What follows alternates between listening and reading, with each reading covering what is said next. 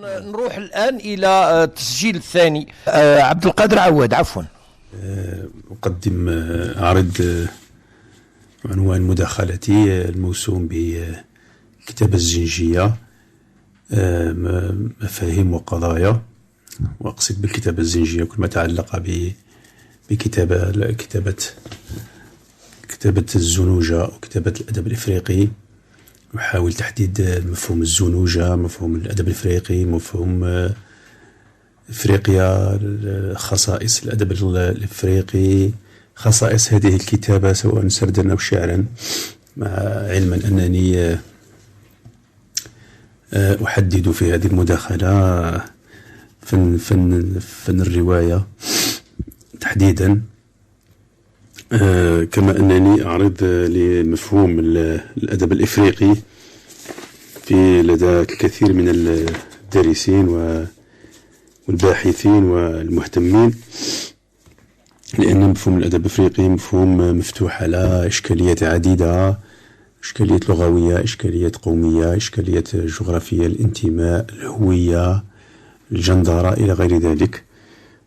كنت اخترت للحديث عن هذه القضايا ولتمثيل هذه القضايا كنت اخترت رواية أشياء تتداعى للروائي النيجيري تشينوا أتشيبي. هذه الرواية التي تحاول أن تكون خطابا سرديا مناهضا للفكر الغربي الذي يقلل من شأن اللون الأسود واللون القاري الإفريقي.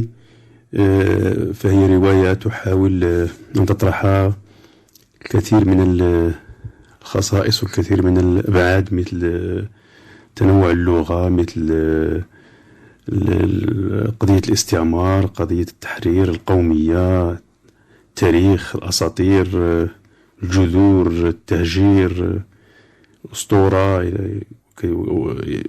وإلى غيرها من القضايا والعناصر التي تشكل الهوية الإبداعية للكتابة الإفريقية إن صح التعبير. كما أنني حاولت أيضا أن أتطرق إلى هذا النوع من الكتابة الذي يشكل مرحلة جديدة في الكتابة المعاصرة، الكتابة ما بعد الكولونيالية وما بعد الاستعمار، التي شكلت قطبا ربما قطبا مناهضا للآخر في تصوراته، أي الغرب أو الثقافة الغربية الأوروبية في تصوراتها عن القارات وعن العوالم الأخرى التي تبدو لها أقل شأنا وأقل كفاءة وأقل إبداعا وأقل قيمة في سواء اجتماعيا أو ثقافيا أو إبداعيا وإلى غير ذلك. وشكرا.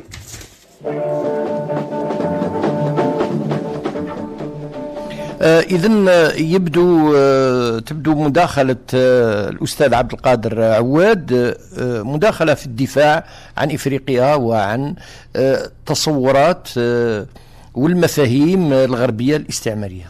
يعني لكن سوف أقوم بالنقد. أي تفضل. مداخلة الأستاذ قليلا، فهو في بدء الأمر قام بالتحدث عن المسرح الإفريقي، نعم. ثم قام بالتحدث عن الكاتب النيجيري تشينوا أتشيبي. تشينوا أتشيبي لم يقم بكتابة المسرح، إنما روايات فقط. نعم. يعني هو تحدث في بداية الأمر عن الأدب الزنجي. يجب أن نقول للمستمعين أن هنالك حركة أدبية اسمها حركة الزنجية، نيغريتود موفمنت بالإنجليزية. نعم. نيغريتود اللي كان الأعمدة تاعها هما إيمي سيزار من الكرايب والكاتب السنغالي ليوبولد سينغور، هو شاعر. ليوبولد سينغور يعني كان هو أول رئيس سنغالي للسنغال المستقلة. هذه هي الحركة الزنجية. نعم. الآن نروح إلى كلمة الأستاذة إذن زينب لوط التي تتحدث عن المسرح الإفريقي. تحية طيبة مباركة، معكم الدكتورة زينب لوط من المدرسة العليا للأساتذة مستغانم. يسعدني المشاركة في هذه الندوة المباركة بمداخلة عنوانها المسرح الإفريقي بين التراث والمركزية. كما نعلم أن بداية المسرح الإفريقي بدأ بين ظاهرتين أو تمظهر بين نموذجين، وهو الطقوس الدينية والاجتماعية التي تمارس جماعيا كحركات تعبيرية درامية، والظاهرة الثانية وهي الرقص، وهو تعبير عن صراع الإنسان مع قسوة الطبيعة والحياة التي تحيط به. بدأ المسرح الفرنكفوني متأثرا بالمسرح الغربي مع مدرسة ويليام بونتي في إفريقيا، كما أن سنة 1939 كان أول صعود للبنات على الخشبة في مدرسة ريفيسك في السنغال في النصف الثاني من القرن العشرين. عكف العلماء على دراسة المسرح الإفريقي ووضع نماذج للمسرح الإفريقي الشفوي الذي لم يدون، مما تسبب إلى ضياعه وفقدانه. فكانت هذه الدراسات قد أثمرت على تأثر الغربي بالمسرح الإفريقي والطقوس الفنية التي كان يقوم بها المسرحية الإفريقي. فكانت الشعوب الإفريقية مؤثرة تأثيرا عظيما على أوروبا، وهذا في ظهور المدرسة التكعيبية والوحشية. كما وظفت الفنون المسرحية للتعبير عن الذات والهوية في أواخر القرن التاسع عشر، وقدمت عروض للمسرح الإفريقي بلغة أوروبية حتى تصل إلى أبعد حد. أما ما بعد الاستقلال فصراع الإنسان الإفريقي مع الأنظمة قد خلق مسرحا يعمل على صحوة الفكر وصحوة الذهن الإنساني في أفريقيا. فمسرحة شاكا للرئيس السنغالي سينجور، وهي عبارة عن ملحمة تعبر عن صراع الإنسان مع القوى الأخرى. ويعتبر ويسوينكا وهو كاتب إفريقي مشهور نال جائزة نوبل للأداب سنة 86 و1000 أثرا كبيرا على المسرح الإفريقي، وهو ما وضعته نموذجا في مداخلتي. أما في حقبة التسعينيات نعرف أنه كان مسرحا تقليديا فلكلوريا يعمل على وضع نمط من الفلكلور على المسرح كسينوغرافيا مؤسسة للنمط المسرحي، واشتغل على هذا النمط مسرحية كوتيبا في بوركينا فاسو. كما نعلم أن المسرح الإفريقي له أبعاد فلكلورية وله أبعاد إيقاعية لها تأثيرها ومؤثراتها على المسارح العالمية. وكما عكف الكثيرون على دراسة المسرح الإفريقي خصوصا على مسرحيات ويسوينكا، فيعتبر النموذج الأول في أفريقيا من حيث النص، السيناريو، وما مثل من مسرحيات من خلال رواياته التي تحولت إلى مسرحيات إفريقية وعالمية. وفي ملخص مداخلتي وضعت بعض النماذج المعبرة عن الكيفيات والوضعيات التي كان فيها المسرح الإفريقي من حيث الإيقاع، من حيث الصوت، من حيث الأداء، من حيث السينوغرافيا المؤسسة لهذا المسرح. شكرا لكم وتحية طيبة.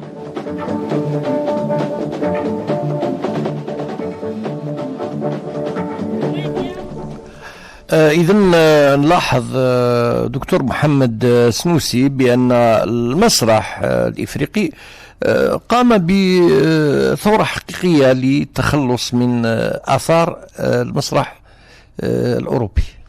نعم، يعني يمكن أن نضيف كتاب مسرحيين آخرين، وكل هذا المسرح نقدر نعرفوه كما عرفوا جون بول سارتر الفيلسوف الكاتب الفرنسي بلا ليتيراتور اونجاجي، يعني لازم الكتاب هذو المسرحيين الملتزمين يعني ملتزمين نعم. يكونوا ناشطين سياسيا واجتماعيا في قضايا بلدانهم، والمسرح كان في قلب هذا الصراع نعم. يعني الصراع الأول هو كيف انك تقوم، كاين شيفت، كاين تغيير من الثقافه الشفهيه للكتابة. يعني كل الثقافة الإفريقية كانت ثقافة شفهية مثل العرب والأدب الجاهلي قديما.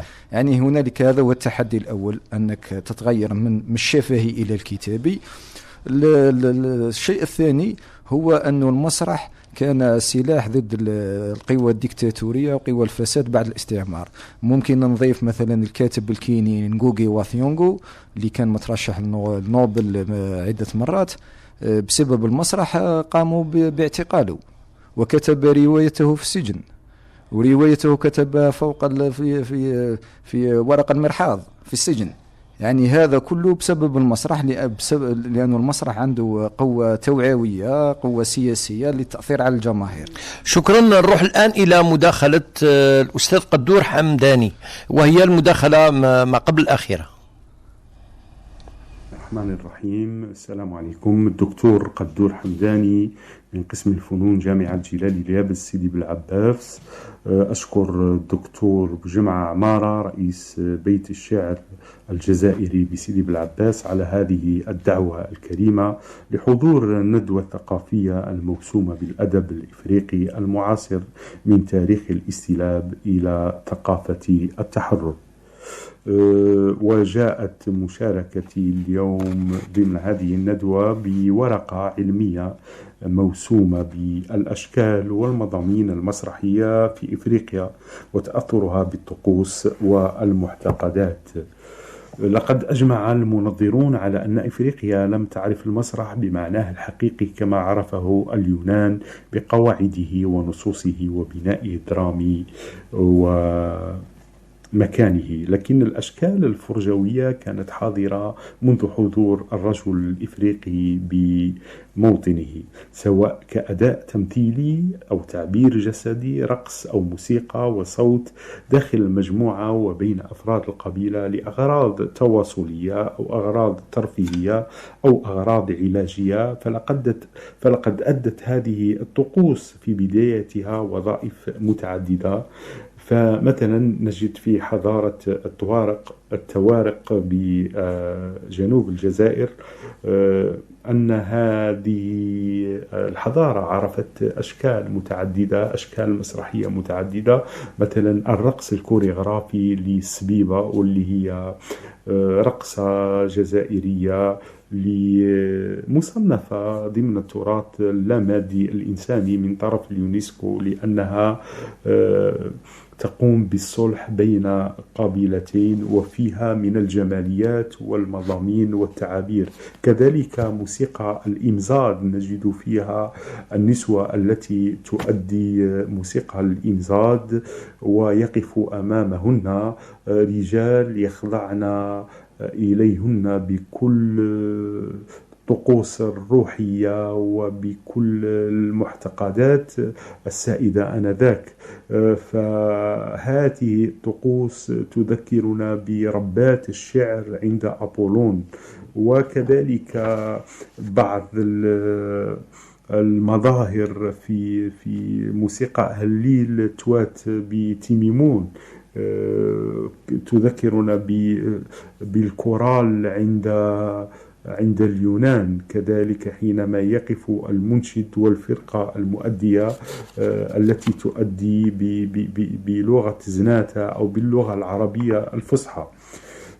فكل هذه الأشكال هي أشكال للفرجة المسرحية. كذلك نجد الإمزاد، بالإضافة إلى الإمزاد نجد الأيراد ببني سنوث احتفالا بالسنة الأمازيغية الجديدة الذي يحاكي أغنية الماعز عند اليونان، وكذلك مظاهر غنجة وبعض الماريونات التي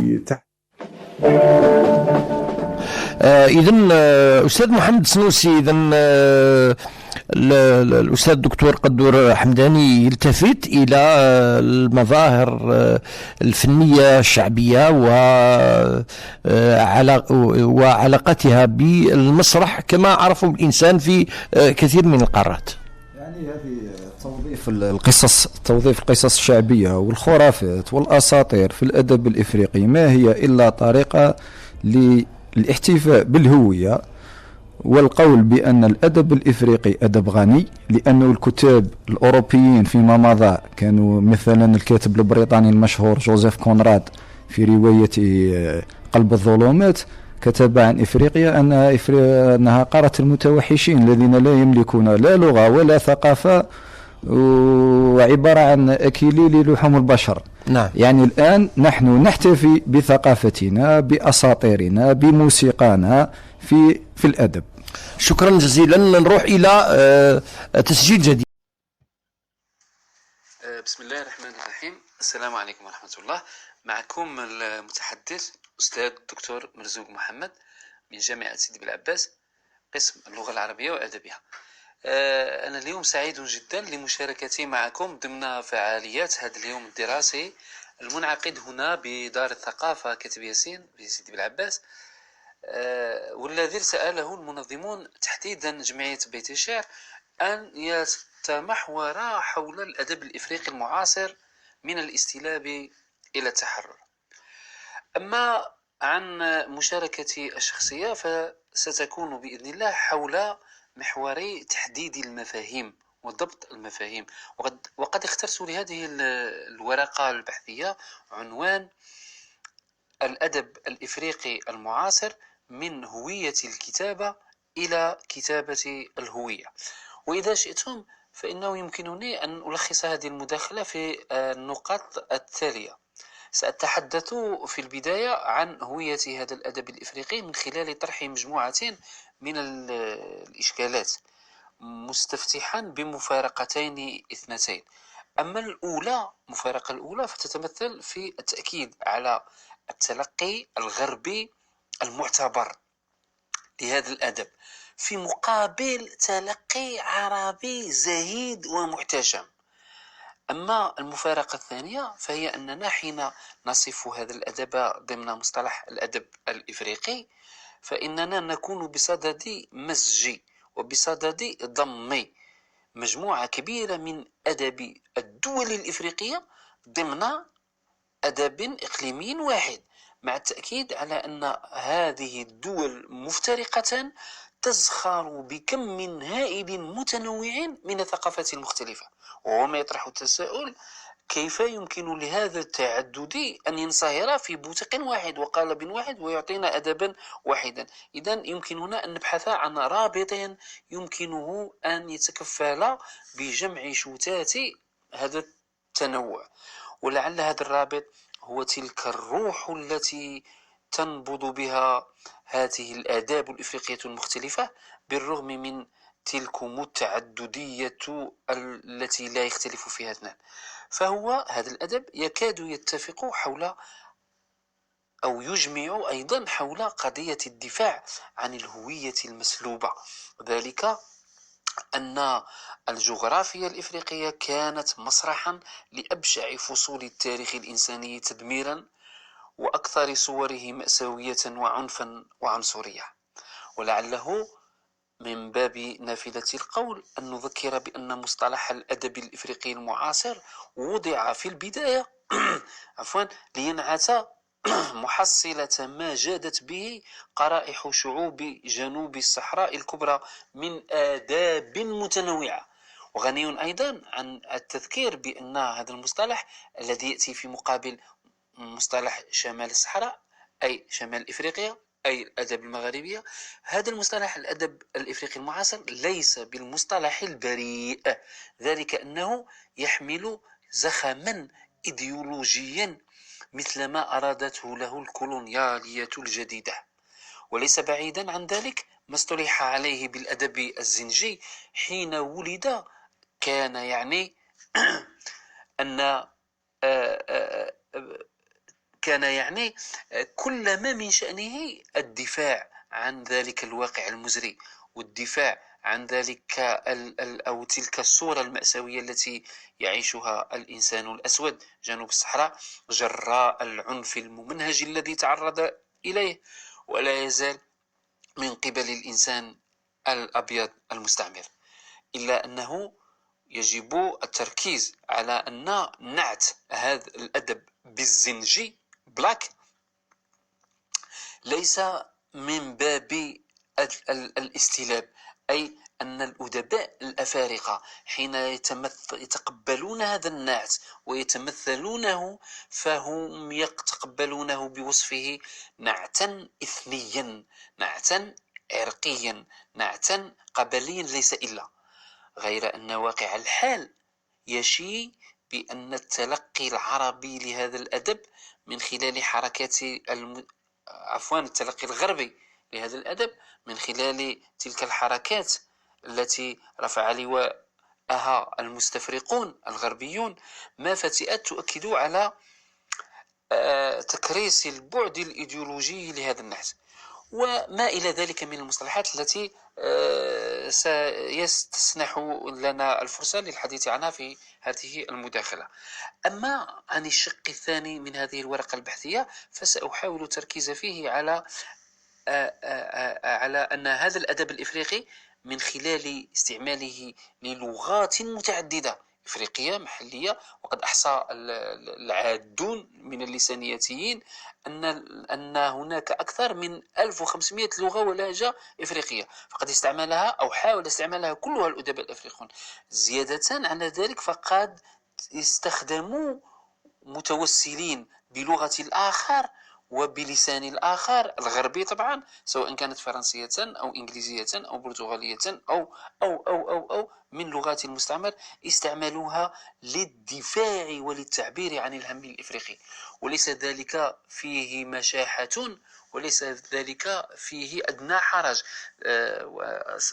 أستحضر هنا ما قاله من سميت عليه هذه القاعة التي نحن فيها، دار الثقافة كاتب ياسين، في أيام الثورة الجزائرية، حين كان هو ومعاصروه من الذين تلقوا تكوينا فرنسيا أكاديميا مدرسيا فقد كتبوا بلسان الفرنسي، إلا أنه كان يدافع عن هويته الجزائرية حين كان دائما يقول j'écris en français pour dire aux Français que je ne suis pas un Français.